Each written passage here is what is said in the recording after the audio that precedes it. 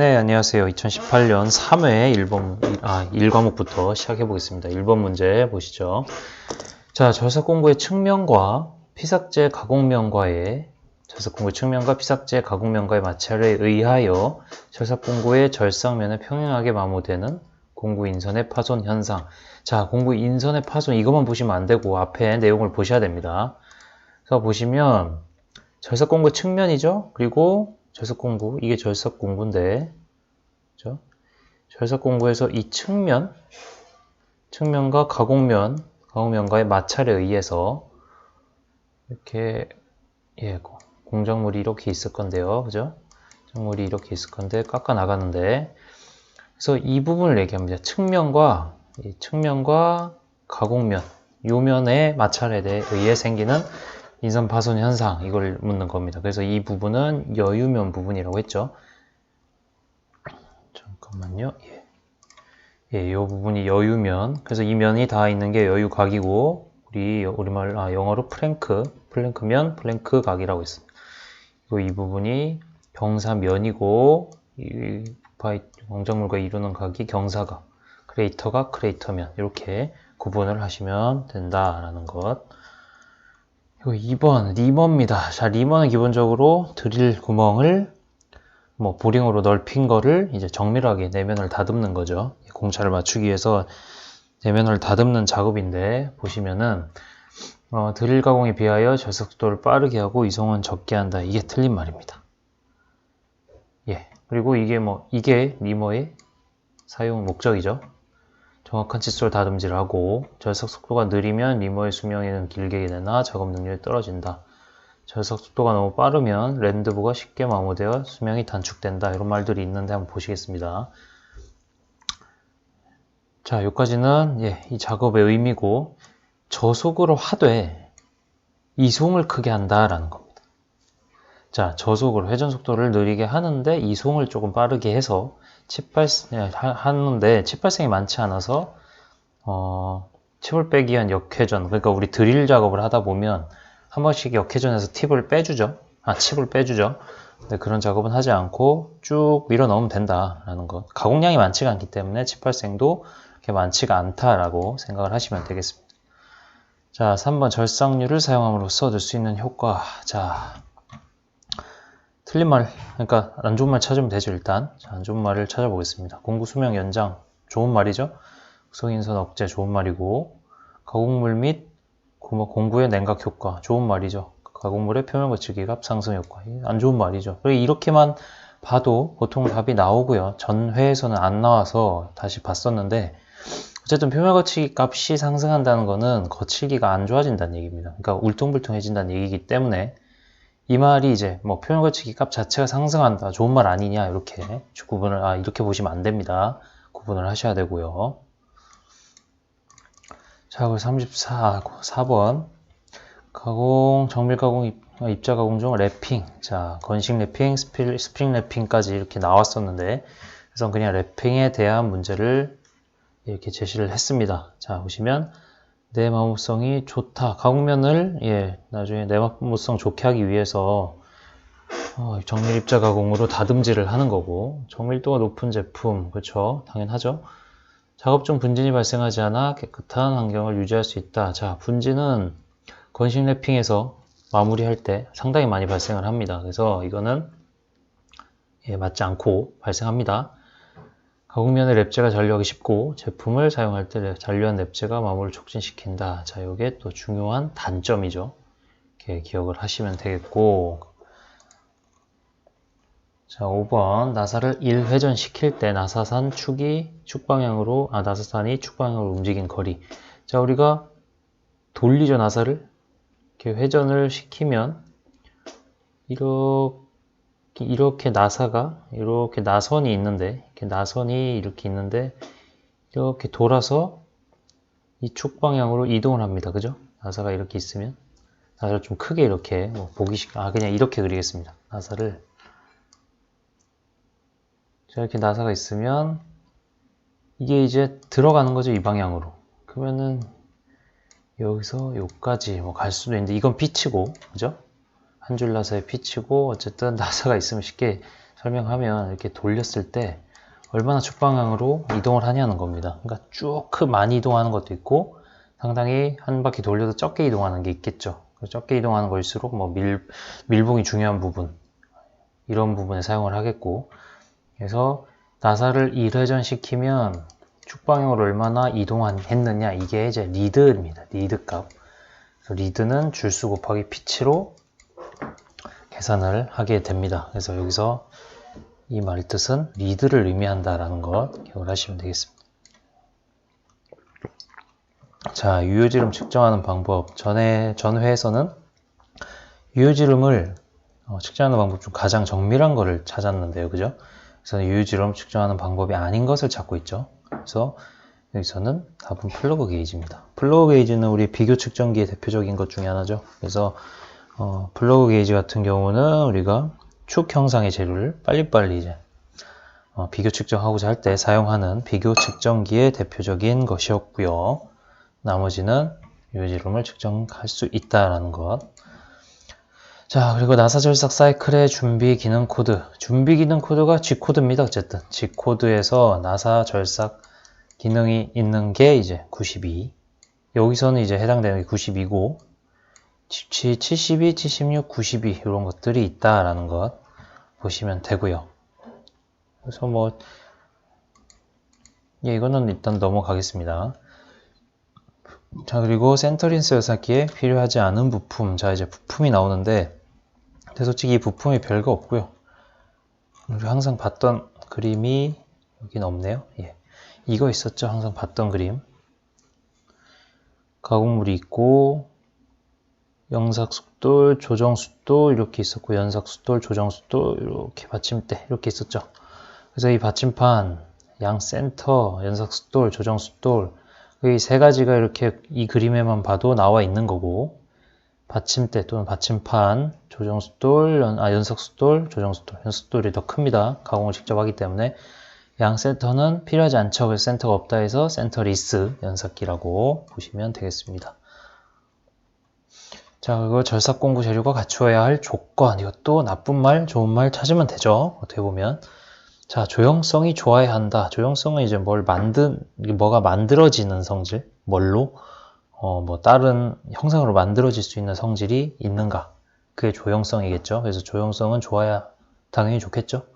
내마모성이 커야 한다. 그러니까 내라는 말이 붙으면 견딘다는 얘기이기 때문에 마모를 견딘다. 크면 좋죠, 당연히.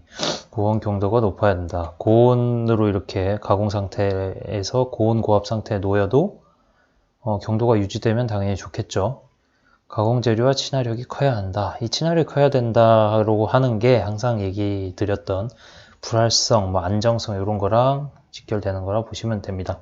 안정성이 있고 불활성이어야 합니다. 그래야 이제 절삭 공구로서 상당히 좋겠죠. 절삭류도 그렇고 그렇기 때문에 이렇게 보시면 되고 친화력이 좋으면 안 된다. 이게 언뜻 보면 좋은 말이라고 볼 수도 있을까요? 어쨌든 친화력이 좋으면 안 된다. 재료를 깎아내는 건데 재료를 가공하는 건데 친화력이 좋으면 재료랑 한 몸이 되려고 하겠죠. 자꾸 좀 고온 고압 상태에 놓였을 때 이렇게 보시면 되겠고요. 바깥지름 원통 연삭에서 이 바깥지름 원통 연삭이 외경 연삭 이겁니다. 그래서 세 가지가 항상 주어져 있었는데 이 중에서 찾으시면 되겠습니다. 이것은 자, 그리고 11번 상향 하향 절삭 계속 나오죠. 상향 절삭의 특징을 여기서는 묻고 있는데 또 상향 절삭 특징으로 틀린 것은 이렇게 묻고 있죠. 하향 절삭에 비해서 이제 상향 절삭이라는 게 어떤 특징을 가지는가 한번 보시겠습니다. 절삭 자체의 피치가 짧고 가공면이 깨끗하다. 이거는요. 이게 답인데요. 그죠? 예. 가공면이 보시겠습니다. 상향 절삭의 특징. 날에 의해 끌려 올라오므로 고정에 주의해야 한다고 되어 있죠. 그러니까 고정에 주의해야 됩니다. 알아서 이렇게 딱 박으면서 쳐 박으면서 가공하는 게 아니고 쳐 올리면서 가공하죠. 그래서 상당히 고정에 주의해야 됩니다. 공작물에 고정에 더욱더 주의해야 되고 날의 마모가 크답니다. 날의 마모가 커서 겉의 수명이 짧습니다. 가공면이 하향 절삭에 비해서 거칠다. 그리고 백래시가 스스로 제거된다. 이것도 굉장히 중요하죠. 백래시의 영향이 뭐 아예 없진 않지만 적다. 그리고 칩이 잘 빠져나오므로 절삭을 방해하지 않는다. 그래서 이런 것들이 있는데 여기서 봤을 때 가공면이 깨끗하지 않죠. 일단 하지 않고, 자, 절삭 자취의 빛이라는 것은 이제 절삭 자취, 그러니까 절삭을 하는 요 피치값 절삭을 할 때 요 값으로 봐도 되고요. 요 값으로 봐도 됩니다. 값으로 봐도 됩니다. 근데 딱 봐도 이렇게 봤을 때 상당히 길죠. 상하 절삭이 훨씬. 그래서 짧다는 거는 틀린 말이다 하는 것 이렇게 이해를 하시면 되겠습니다. 저 그림을 뭐 당연히 이제 문제 푸실 땐 이 그림이 없겠죠. 근데 이 그림을 좀 한번 그려서 떠올려 보시면 비교를 하시는데 많은 도움이 될 것 같습니다. 12번 한 개의 드릴링 머신에 다수의 스핀들이 설치되어 있다. 그래서 1회에 여러 개의 구멍을 동시에 가공할 수 있다. 이건 이제 레이디얼인데 다축이죠. 다축. 레이디얼은 아니죠. 다축이죠. 다축인데 이게 다수의 스핀들이란 얘기가 이 스핀들이 결국 축이거든요. 그래서 축이 여러 개가 설치돼서 여러 개 구멍을 동시에 뚫을 수 있다 하죠. 그래서 뭐 다두, 다축 이렇게 헷갈리실 수는 있는데 다축 드릴링 머신이다 라는 걸 기억을 하시면 되겠습니다. 정식 용어니까. 그래서 이렇게 구분이 된다 라는 것. 자, 13번 전해 가공의 특징으로 틀린 것은, 자, 전해 가공의 특징. 여기서도 기억하셔야 될 게 몇 가지 키워드는 있는데, 자, 일단 이겁니다. 지금 1번이 답인데요. 전극이 음극, 가공물이 양극이 돼야 됩니다. 그러니까 가공물이 양극, 전극이 음극이 돼야 돼요. 그러니까 쉽게 얘기해서 가공물과 전극이라는 게 바이트라고 생각하시면 됩니다. 전극이라는 게 바이트 역할을 하는 거라고 생각하시면 되는데, 전해 가공할 땐 전극이 음극이어야 된다. 가공물은 양극에 돼 있어야 됩니다. 그래서 양극에 있는 가공물이 제거가 되는 거기 때문에 양극에 있어야 된다. 경도가 크고 인성이 큰 재료도 가공 능률이 높다. 이 가장 큰 장점이고요. 열이나 힘의 작용이 없으므로 금속학적인 결함이 생기지 않는다. 복잡한 3차원 가공도 공구자국이나 버가 없이 가공할 수 있다. 이런 특징들이 있습니다. 이렇게 좋은 점들이 있고요. 그래서 이게 전기도금의 역과정으로 보면 된다. 이것도 좀 기억을 하시면 전기도금에서는 어떻게 가공물을 했는지를 생각을 해보시면 됩니다. 그러니까 전기도금, 도금은 어쨌든 가공물에 그러니까 공작물에 뭔가 씌우는 거죠. 뭔가를 더하는 겁니다. 근데 지금 전해 가공은 가공물에서 제거를 하는 거죠. 그러니까 반대라고 생각하시면 되겠죠. 당연히. 그래서 이런 특징들도 같이 기억을 하시면 되겠고요. 자, 14번 선반 작업 시 절삭 속도 결정 조건. 자, 여기 보시면 절삭 속도에서 이제 베드 영상, 가공물의 경도, 바이트의 경도, 절삭류의 사용 유무 이런 것들 중에 결정 조건이 아닌 것을 찾는 거죠. 그래서 답은 베드의 형상입니다. 베드의 형상이 어떻게 돼 있든 간에 나중에 절삭하면서 영향을 미칠 수는 있겠지만 처음에 절삭 속도를 결정할 때 고려해야 할 조건은 아니라고 생각을 하시면 되겠죠. 그리고 15번 밀린 가공에서 커튼 할수는 6개, 날당 이송은 0.2. 자, 날수 이게 Z, 날당 이송은 FZ죠. 그리고 외경은 D가 되겠고 속도 V죠.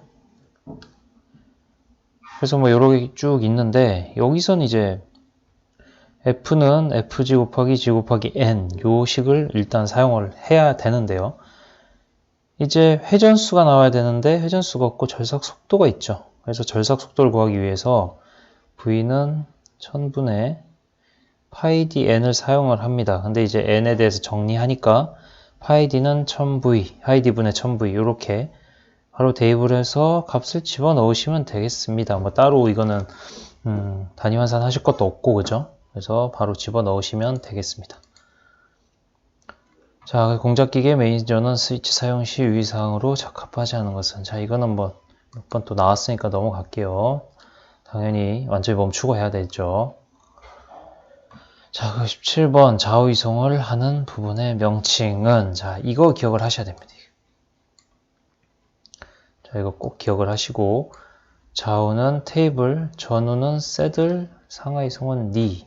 이렇게 꼭 기억을 하시면 되겠습니다. 그리고 18번 측정 오차에 관한 설명으로 틀린 것은, 측정 오차 같은 경우는, 자, 이렇게 보시면 개통 오차, 우연 오차 이렇게 있죠. 그래서 이것들이 측정 오차의 요소들이라고 생각하시면 되는데, 자, 보시겠습니다. 이게 우연 오차라는 개념이 오히려 더 중요할 수가 있어요. 측정자가 파악할 수 없는 변화에 의하여 발생하는 오차로서, 자, 완전히 없앨 수 없습니다. 근데 반복 측정해서 평균값으로 이 우연 오차를 어느 정도 줄일 수 있다는 겁니다. 그래서 보시면, 자, 보시겠습니다. 기기 오차는 측정기 구조상에서 일어나는 오차이다. 맞는 말입니다. 측정기 구조상. 예, 구조상. 그리고 개통 오차는 측정값에 일정한 영향을 주는 원인에 의하여 생기는 오차이다. 예, 이 개통 오차가 이런 얘기라고 보시면 되겠고요. 이 개통 오차를 보시겠습니다. 측정 계기의 불안전성, 그리고 온도, 습도, 압력 이게 안 맞으면 또 이런 오차가 생기고, 복잡한 이론식을 실제로 적용하는 과정에서 생기는 이론 오차. 그리고 뭐 제일 우리가 흔히 볼 수 있는 계산식, 뭐 복잡한 건 아니지만 계산식 사용하는 게 그게 있죠. 그 각도 계산하는 사인바 이용하는 그런 것들 있죠. 그런 것들에 의해서 실제 이론값과 차이가 날 때, 실제와 이론값이 차이가 날 때, 측정자 개인의 습관이나 선입견에서 오는 개인 오차, 이런 것들이 개통 오차의 종류라고 보시면 되겠습니다. 그리고 우연 오차는 측정과 관계없이 발생하고 반복적이고 정확한 측정으로 오차 보정이 가능하다. 뭐 반복적이고 정확한 측정으로 보정이 가능하다기보다는요, 오차를 없앨 수가 없다고 보셔야 되는 게 정확하죠. 그래서 답이 3번이고요. 개인 오차는 측정자의 부주의, 그리고 주의해서 측정하고 결과를 보정하면 줄일 수 있다라는 것 하시면 되겠습니다. 그리고 자, 19번 센터펀치 작업에서의 설명으로 틀린 것은, 자, 센터펀치 이거 SM45시기 때문에 뭐 그렇게 특수한 재질은 아니라는 그런 거를 이제 알려주고 있는 겁니다. 자, 센터펀치는 일반적으로 이제 이게 문제에도 그대로 나왔었죠. 60에서 90도를 사용한다. 45도 이하로 한다는 게 일단은 틀린 말이고, 드릴로 구멍을 뚫을 자리 표시에 사용된다. 그렇죠. 드릴을 이제 안내하는 그런 마크라고 보시면 되죠. 드릴이 처음에 굉장히 민감하기 때문에 안내하는 그런 자리가 없으면 막 흔들리면서 아무데로나 찾아 들어가죠. 펀치의 선단을 목표물에 수직으로 펀칭한다. 그죠? 수직으로 펀칭해야 되죠, 당연히. 펀치의 재질은 공정물보다 경도가 당연히 높아야겠죠. 그래서 펀치의 끝에는 초경열 처리나 뭐 이런 것들이 잘 돼 있습니다. 열 처리가. 그래서 답은 1번이고요. 20번 선반에서 지름 100mm의 저탄소 강제니까 이제 연강 재질이라고 보시면 되겠는데, 그래서 뭐 그게 중요한 게 아니고, 자, 보실게요. 이송 0.25mm 1회전당 이송이, 공정물 1회전 할 때 0.25mm 이송을 한다는 겁니다. 그리고 길이 80mm를 2회 가공했을 때 소요된 시간이 80초다. 자, 이거는 이렇게 한번 해설해. T는 NF분의 L 요식을 한번 적용해 보자고 이렇게 제시를 해 놨습니다. 제가. 그래서 이제 가공 시간이 보시겠습니다. 소요된 시간이 80초인데 2회 가공했다고 하죠. 그래서 1회 가공당으로 우리가 계산을 해보기 위해서 80초가 아니고 40초를 적용하고, 이거 60분의 1 곱한 거는 분으로 환산하기 위해서, 그렇죠? 그래서 40 곱하기 60분의 1은 회전수 곱하기 0.25는 이게 이송이고, L은 길이죠. 가공한 길이. 그래서 이렇게 계산하면 회전수가 얼마로 나오죠? 480으로 나옵니다. 뭐 이렇게 계산을 하시면 뭐 어렵지 않게 푸실 수가 있을 것 같고요. 이 식을 좀 기억을 해서 적용할 수 있는 연습을 하시면 되겠습니다. 그래서 1과목은 여기까지.